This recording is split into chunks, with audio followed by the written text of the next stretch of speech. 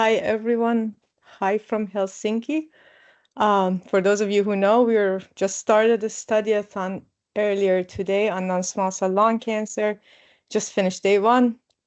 Happy to be here and talk a little bit about the work that we're doing with the oncology work group in terms of ensuring data fitness for oncology research.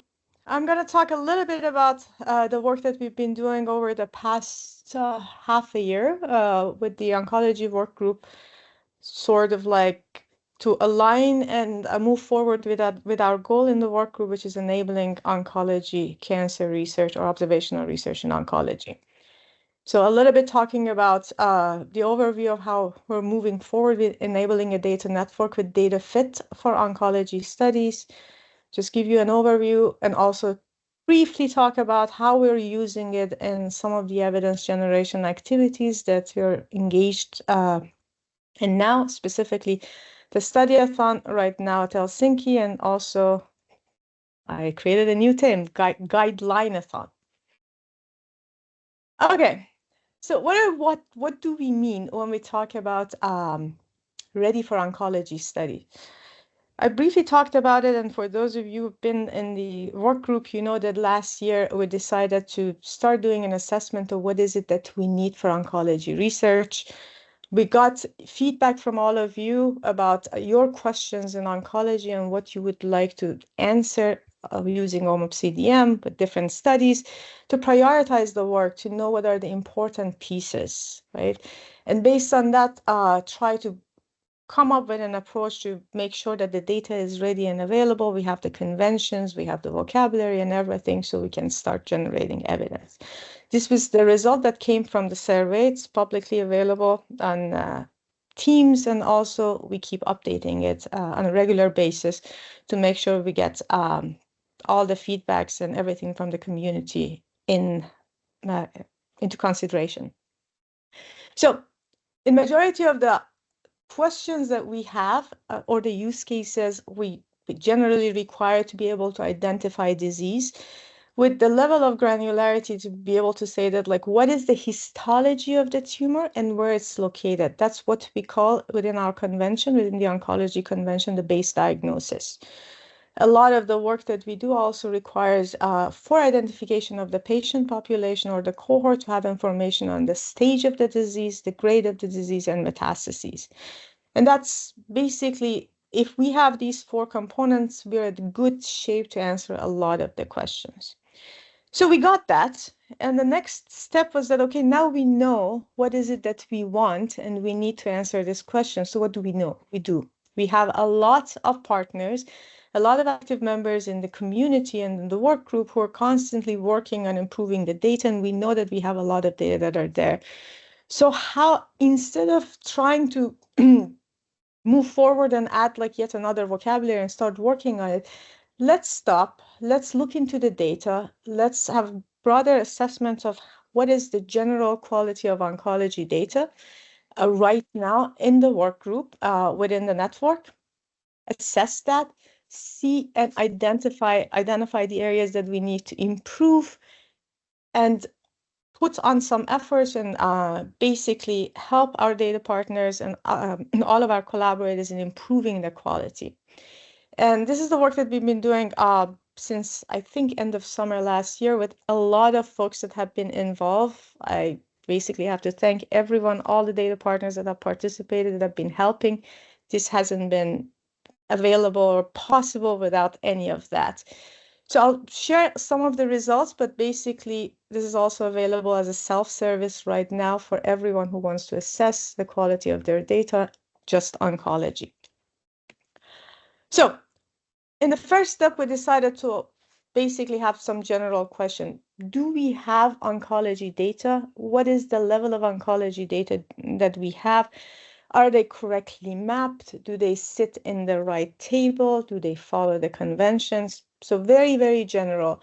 And what we did was to develop 3 queries to look at oncology-specific concepts, source and standard. And basically looking at around 280,000 general oncology or cancer concept that comes from diagnosis, treatment, measurement tables or other types of procedure tables, devices. We looked at another SQL script that looked into genomic data. We're looking at all the different genomic or omics concepts. Again, source and standard, around 600,000 concepts, and also another script that would look into episodes. So within oncology, we actually describe the periods of disease, a continuous period of disease or treatment. We call them episodes. We put them in the episode table. Those are around 8,000 concepts. And we asked the data partners to basically run these queries and give us the results back. These were simple, sort of like a table like this that gives us information that this pair, these are the number of records that we see within this pair and within specific domains. No patient-related information, nothing was collected, just to give us an idea of what do we see from these pairs. All of these are available and everyone can take a look, but generally this is the content of the query. It looks at different sort of tables to look for these information. I'm not going to go through it, but please feel free to take a look at the query. And based on that, we put together like a general assessment that you can also take a look at OHDSI oncology.ohdsi.org. Created a leaderboard based on all the partners that have participated, what the status of the data is, and whether they're ready for assessment. So how do we do the assessment? So again, as I said, we send the results, we got the results. And in general, we had something around 360,000 general records from 50 partners, 3,800 genomic records, and 28,000 episode records. Some partners from so we have 50 data partners that have participated and submitted results. All of them had general records, general cancer records. Some had genomic data and some had episode data. Not everyone had the other two. This is a general description of where our data partners sit. This needs to be updated, but this is that you can just see the general sort of like, yeah, we're getting data from everywhere. A lot of data partners from Europe. We have data partners from Australia and also our US data partners. In terms of distribution of the cancer site across the site, we see some similarities of a good amount of our data partners have general cancer data across all different cancer types. And we are seeing some specific data partners that have primarily either lung or prostate cancer, but in general, we see a good conglomerate of data partners that have all different cancer data within their institutions. We also looked into the distribution of the concepts per domain to see like what do we see in general. This is just to show that like where the informations are sitting. Again, cancer related. Some of our data partners are very, very rich in terms of measurements. Some have very balanced sort of concepts per domain, and we see some that they have dominant conditions as the dominant concept and some drugs. Those are some general information. But what we did was to look into both source and standards in terms of what do we observe, how do we interpret, and where are the areas of improvement. So in a lot of cases, for example, in the source concept, we see that some of our data partners have a lot of data that are either concept 0 or null. It's basically the source is empty, or we have 2 billionaires. It's not necessarily bad, but it doesn't allow us to pretty much assess the quality of mapping.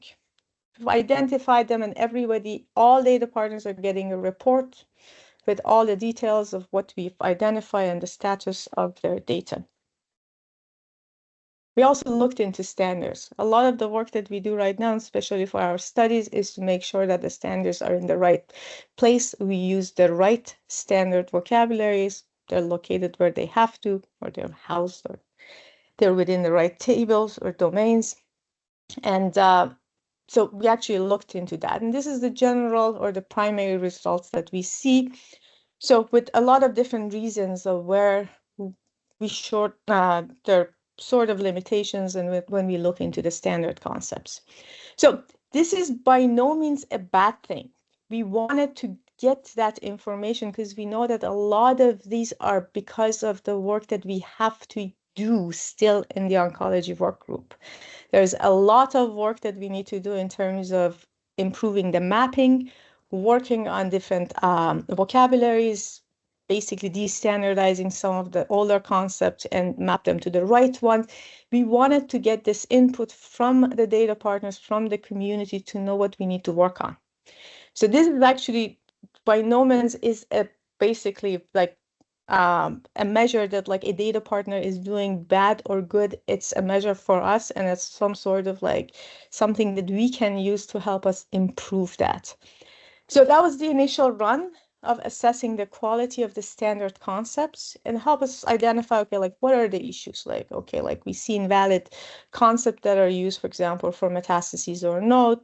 Sometimes they're invalid concept for stage grade. Sometimes the concepts are in the wrong domain table or they're the wrong vocabulary for the domain, or wrong long post coordination and all of that. That gave us a list of issues that we need to work on as the work group. And we use that as a priority to prioritize our work for the next couple of months of what part of the vocabulary do we need to focus, how do we need to fix, and how do we communicate it with our data partners, how do we help them and support them in improving the quality given that what we've seen. Some of these also can be because of using the older version of the vocabularies. We've assessed that across the different, so like a couple of years. All of that have been communicated with everyone who has participated in the effort. So we got that. We got a huge list, to-do list for the work group, for us, the things that we need to work on, the things that we need to improve in terms of documentation, providing the mapping, fixing the vocabularies or updating the vocabularies. And since November last year, when we had this report and the general discussion with the work group, we started working on some of the solutions. So how can we move forward? How can we enable the data network to have the right data to be able to do studies? So two solutions. One was to, okay, now one was to actually patch the data, right? This is not what we recommend. This is not what we want to do, but we had a couple of studies happening specifically right now with the non-small cell lung cancer study-a-thon, and we wanted to get the data ready to be able to do this study. So now that we are here, we know that we can identify non-small cell lung cancer patients. We know that we can identify metastases or stage 4, and we have a good confidence in terms of like what we're producing. So that was a temporary fix for the time being. Everything is available, and we're in the process of putting everything on GitHub for the ETL purposes. But the way we approached this was to basically look at the priority list that I first showed you. So what did we want to do? People, all of you who have submitted your use case, you want to have the detailed diagnosis, histology, and topography. You want to have metastases, you want to have grade and stage. So those are where we put the effort in terms of fixing, putting it into patch, making sure that the conditions are correct, if there are fixes that we have to do. If there are metastases, stage or grades that are a part of NACER and LOINC, but they have to be mapped to cancer modifiers, we fix that. And also in some cases, we've seen that our data partners have histology and topography, for example, in different locations, helping them to combine them, to put them in one condition, either SNOMED or ICDO, so that when we get to core definition, we can correctly identify the patients. That was the first one. But again, this is temporary. We do not recommend patching things. We don't want to go into the business of patching, but we wanted to make sure that we have the right data for this purpose. But as we speak right now, we're working on an update of the vocabulary to incorporate all of the findings that we found throughout this process. So those are basically all the destandardization and remapping of the metastases and stage and grade that we found, addition of some of the ICD-10 codes that we were missing, all of that. And we are also discussing with the vocabulary work group to have a release, an update of the oncology vocabulary. So this is under discussion of how this dissemination would work, hopefully through Athena. Again, this is not a new process. We are doing it, a lot of experimentation, and we're rolling it out and talking with a lot of folks that are on this call and are actively working on different aspects of OHDSI and hoping that this will become a part of the general machinery.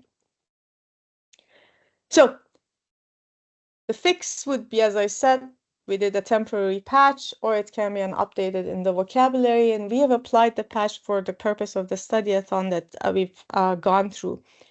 So our goal is that if you patch the data, or if you update the vocabulary after the new release, you can actually improve the quality. So if we do the assessment of the quality of the oncology work, theoretically the quality should improve, so we would not see a lot, or we would not see those issues that we found prior.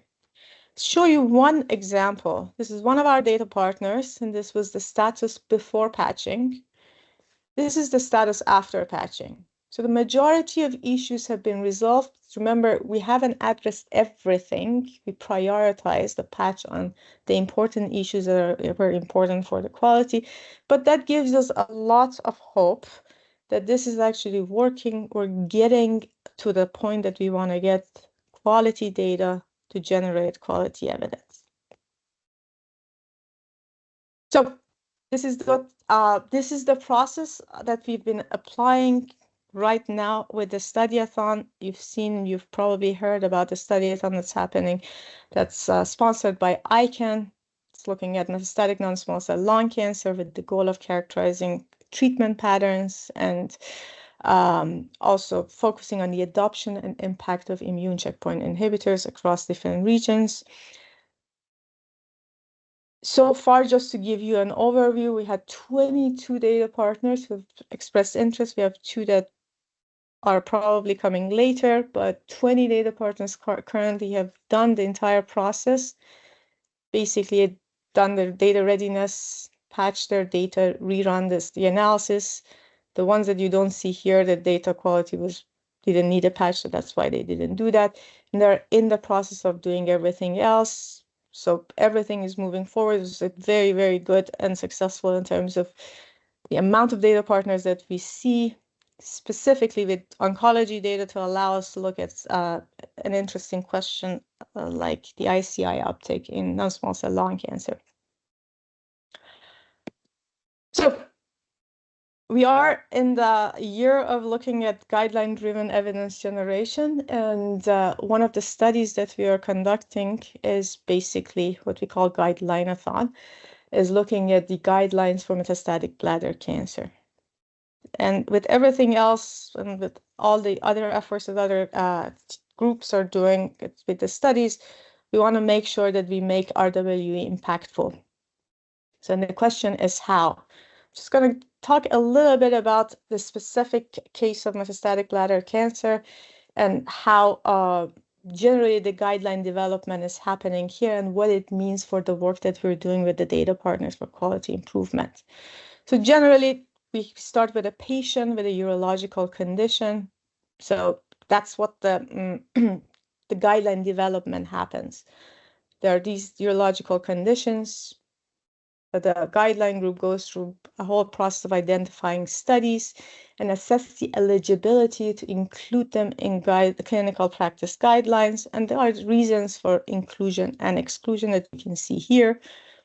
Then, if they deemed eligible, they will be incorporated into the guideline, and they will be used as a recommendation in practice, or these should be used in the practice. So if you look into this picture, you see that RWE is generally missing from this process. So this process starts with the patients with these urological conditions, and it goes down, but there is no verification that is it actually working? Is it being used? There is nothing. There's no feedback loop. Also, as we go down from these steps, as we go from one step to the other, as you see, like when we go through the clinical studies identification, there is no place for observational research, specifically the type of observational research that we are focused at. That seems to be a missed opportunity and a great place for us to make an impact. Theoretically, these type of studies can bring a richer corpus of evidence and can answer a lot of questions. And we know that we've been talking about it. We are championing the use of the data and evidence to assess unmet needs, to look at the relevance of the recommendation. Are people really adhering it? Are there generalizability? All these good questions. If you look into the guideline development process, this is what's currently happening here. Yeah, so it starts with like design, the type of the study, and then based on that, there is like the recommendation to go further down. Are the participants eligible? Is the intervention and comparisons relevant to the guideline? Are the outcomes relevant? And then there is a final decision. Everything is planned and designed for a non-RWE study.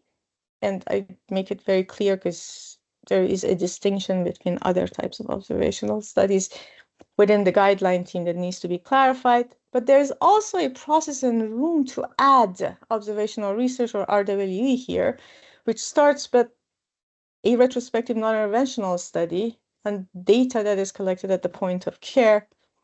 And from that, you can basically go through the same process to look into the cohorts of patients, determine whether they're relevant or not, determine whether the comparisons are relevant, the tests are robust, and also whether the outcomes are relevant to the guideline and make a decision. So our approach and our goal is to add this. Can we add this piece to the general guideline development process? You know, it's hard. We understand that this is hard. I'm not going to read through this, but we know that in order for us to be successful and through this process, to be able to add this piece to what the current recommendation, the current guideline development process is, we need to have proper assessment, rigorous methodologies, and proper approaches to be able to have this accepted as an accompanying piece of evidence that can be considered into guideline recommendation development. To do that, we actually have to have a framework for extracting these, to be able to identify populations, treatment recommendations and outcomes, and develop a process for systematic RWE evaluation. Make sure that those who are using it, the receiver of the information, the guideline developers, are well equipped to use RW on the use of real-world evidence and like the pros and cons of the data to make the decision for inclusion or not. And theoretically being able to develop a process and a systematic approach to develop the de novo evidence that can be incorporated into guidelines. So if we can put and develop a process and generate RWE only if they can use it, or the guideline developers, clinicians, the end users can use it, we'll be at a good stage. So as a part of the work that we've been doing, we've been talking with the European Association of Urology, the guideline office, to work on all these 4 pieces to incorporate this as a part of their guideline development. That's basically one of the priority work from the guideline office to help us, and we to help them as the community to bring this as a part of their evidence generation process, starting with basically how do we identify the patients and relevance of any of these information that we get from the data, how do we read it, how do we evaluate it, and then how can we create a process to generate RWE and fill in the gaps that we currently see in the guidelines. So this is just an example. So from the process that the guideline group goes through, there are a lot of studies that they generally have to assess for relevance and eligibility to be included. one of the very, very good questions is, for example, this is just one example, real-world treatment patterns and clinical outcomes with first-line therapy in patients with locally advanced or metastatic urothelial carcinoma by cisplatin eligibility. If you remember that process, the first question after the study type is that, are the participants in the study relevant to the guideline? We need to be able to assess that, and then we need to be able to further do studies based on participants that are relevant for guideline developers, for inclusion into the guideline. It means that we have to be able to see whether the data has this criterion or any of these information that is needed to determine this population.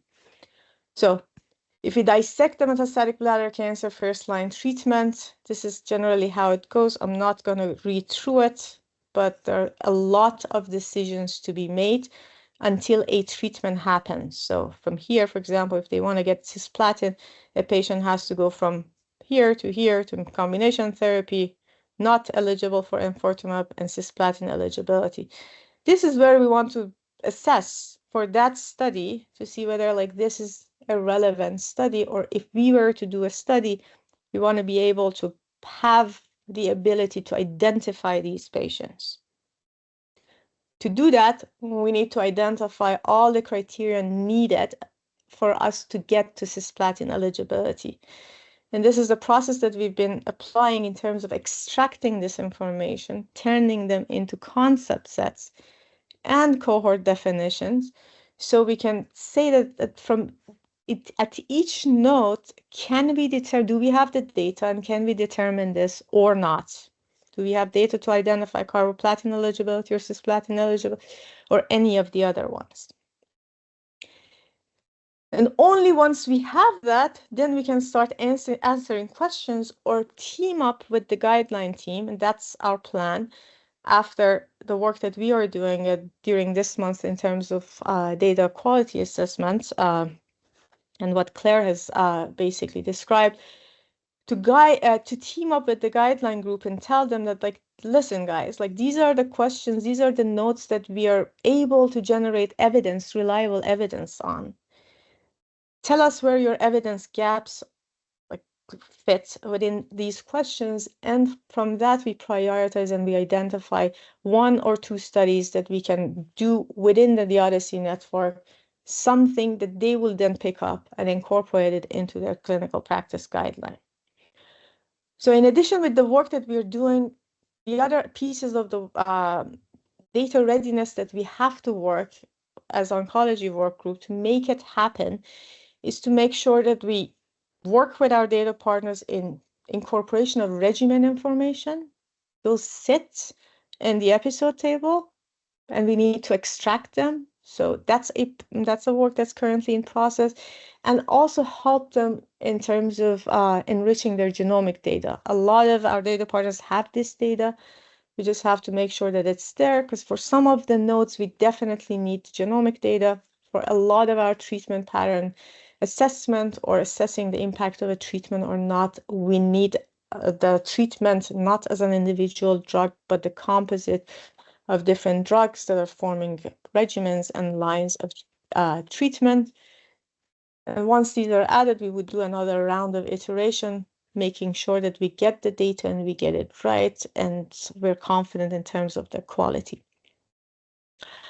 So if I want to finish that, we are developing this because if we want to do impactful, and we want to do impactful RWE in oncology, we need to do a little bit more.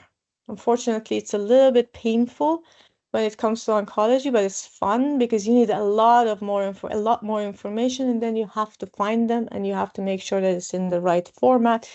So that's generally the idea of doing all of this.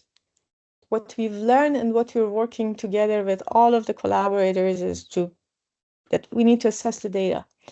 And oftentimes we need to fix it. We need to make sure it's in the right format. And a lot of it is how we're going to do it as a community, as a work group. How are we going to support the work that our vocabulary work group are doing to help them with the update and maintenance of the oncology vocabulary.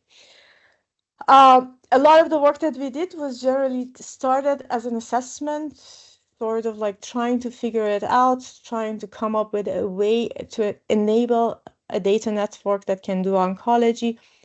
We are talking with everybody else, specifically Claire and I have talked a lot, and we're hoping that a lot of this would become a standard part of the OHDSI stuff that we do. A lot of the work that the data quality will be a part of the data quality dashboard, and we're constantly talking together and hoping that all of that would become a part of very, very soon.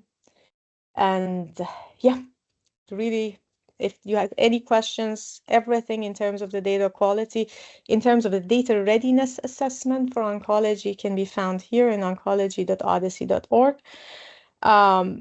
If you have data, if you want your data to be assessed, you can easily go there and download the scripts, run the scripts. If you upload the results, you would get an email with your individual report in terms of what you have in your data, where are the issues, and then they're also available if you want to immediately fix it, there are options available. If not, you should just wait to the next vocabulary release and you would get that. And that's it. Hopefully we have time for questions. Yeah, absolutely. Thank you, Asieh, for this fantastic presentation and the work that you are leading, and the fact that you're joining us after a study-a-thon that you've been helping run. I see a question in the chat. So I think at this point we have like 15 minutes. If people want to ask questions, Luke, do you want to just kind of unmute and ask your question? And then if others have questions, if you just want to raise hands, and then we can open up a little discussion here. Yeah. All right. So I don't really I don't work with an OMOP instance or anything, and I'm just sort of like sitting in and learning. That's kind of my role within the community. You're welcome. But since you're querying large data sets at the moment and things, just a study I've done in my region, between hospitals in my region, is looking at our prescribing practices for lung cancer, so for radiotherapy in lung cancer, and the TNM 9th edition of TNM now splits nodal staging into 2A and 2B, and not just 2. And that changes your group staging between those two sort of sub-staging groups. So the difficulty I've had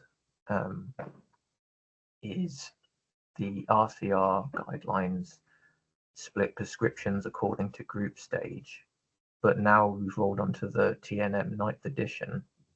If you just call it, if you just stage your nodal involvement without subgroups, you just call it like N2 or something, there's an ambiguity between whether or not you are inside guideline prescriptions or not. So I was just wondering, because I don't use OMOP, and I'm sort of, I'm just sort of learning. I don't know if you guys have a functionality within the current mapping to map to subgroups, and if you don't, then you're going to get bias, as I've seen in my local data, because if you ask the question, well, how much of us, what's the general prescribing practice with respect to this guideline, you get massive biases if you don't include that substaging, which is what I found, and it's something I need to sort of talk about in my local region. So it might be an interesting thing, because if it's found that when you query nodal involvement data staging, and you just get a load of 2s, for example, like N2s, then that's an ambiguous staging, and therefore the quality of the data is in question. and we might need to do something about that as a community. So I was just asking the question: is it a problem or is it not a problem? That's no, thanks. Look, this is actually a very good question. So, immediate answer is, yeah, these things changes like per recommendation, per like different versions. You might have different types of like group staging based on or subcategories of nodes, and that happens.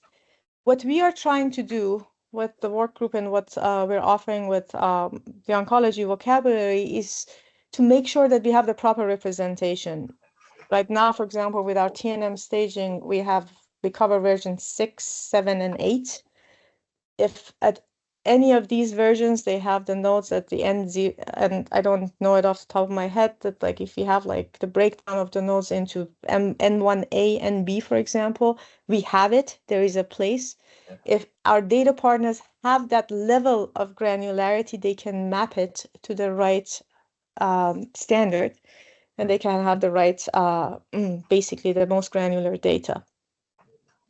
So if they don't, they have to go a little bit up. That's an issue of like where the data, like what the data have, right? So we don't have any influence on that piece. But if you have it in the data, there is a place for that in OMAP. All right. Just looking at it, looks like a 9th edition feature, and I was just like something to be careful about if you're maybe querying UK data, because what I found is that our goal is to keep updating and also supporting the vocabulary work group as a community sort of input or collaboration in terms of updating the vocabulary. So we would definitely address the AJCC version 9, hopefully soon. Awesome.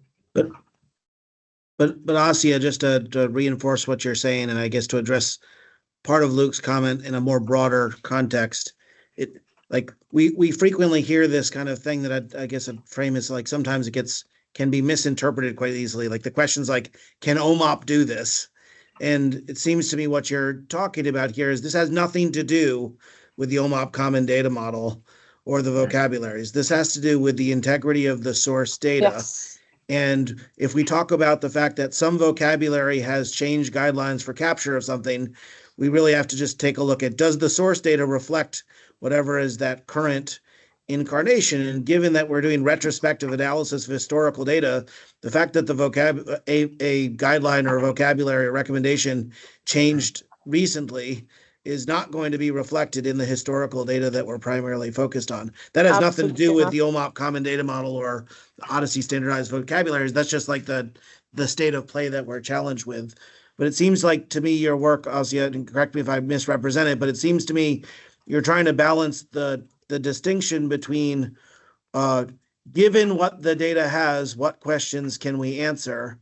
And given the questions that we want to answer, what do we need to do to improve the data so that we can answer it in the future?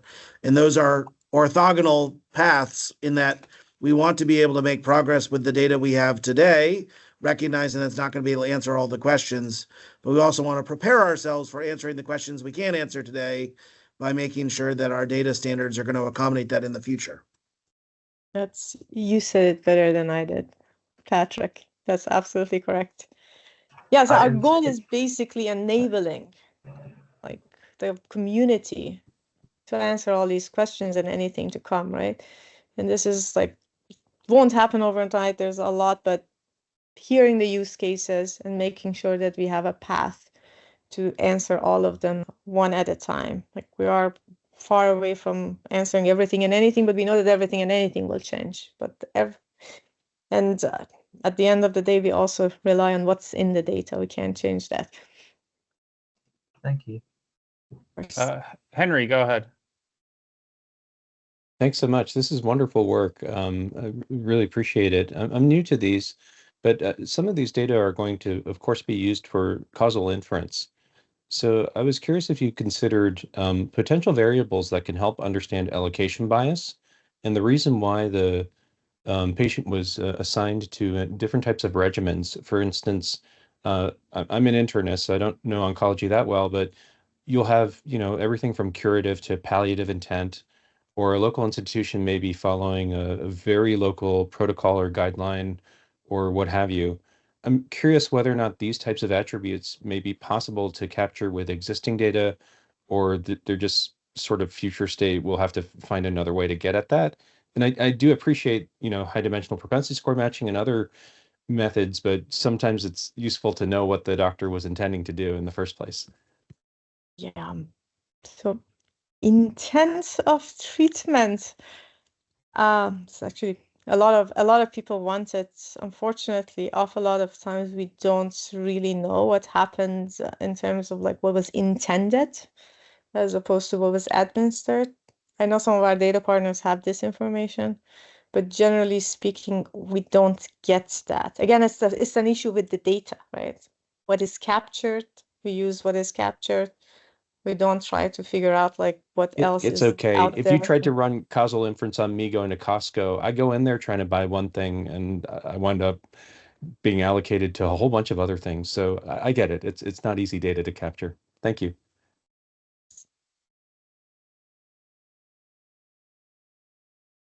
Any other questions? Wojtek. So great presentation, and it's always challenging in oncology and the pioneering of things in AMOP where you run into a wall. So I'm a big fan of all these things. I have a question about, I'm surprised actually that the cancer field hasn't really, I mean, there's the cancer registry standards. I would also surprised that the SNOMED CT would not really cover all the combinations, and it still like lives in a separate category. But many of the things you bring up, and Patrick's question was around the source. Does the source system capture that? And I have seen cancer centers running an electronic data capture system which augments their EHR, or really have an oncology specific fields. Have you tried to do an analysis, maybe regardless of, AMOP can do this or AMOP cannot do this, like in terms of the physicians recording various structured information about cancer? Seems to me that before we try to solve all these challenges, it's almost best to just give a context assessment and saying at your institution and cancer regarding not really like here's your AMOP data, here's how I see your data, but the way you treat cancer patients at your site.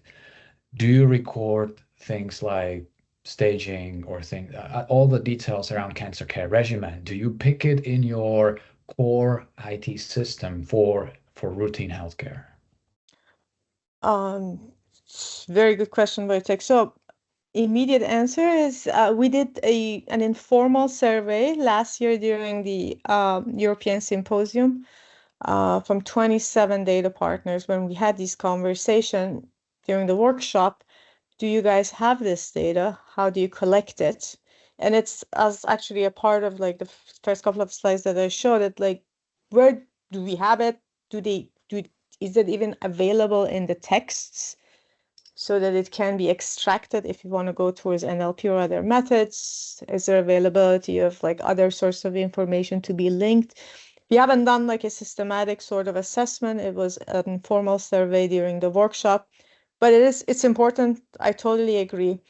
One thing that I want to clarify is that we don't want to, we're not trying to create the perfection of cancer database, right? That has everything and anything, because we know that we are reliant on what the data captures.